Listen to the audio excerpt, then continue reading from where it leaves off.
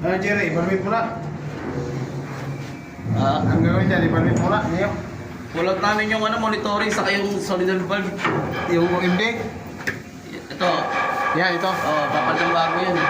Pero ang tangke, linisan lang. Opo, pati Linisan yung lang. filter. Yung valve, ano na namin palitan. Ay, Ay, maser. Wala yung mga fitting. Tagal din naman ito ginagamit na siguro eh. Padam nga ako. hindi na ginagamit yun, sir. Tagal na panahon. Hindi mo pala, pag nag-register to, kailangan check ito ng marina eh. Ito may bagong MD.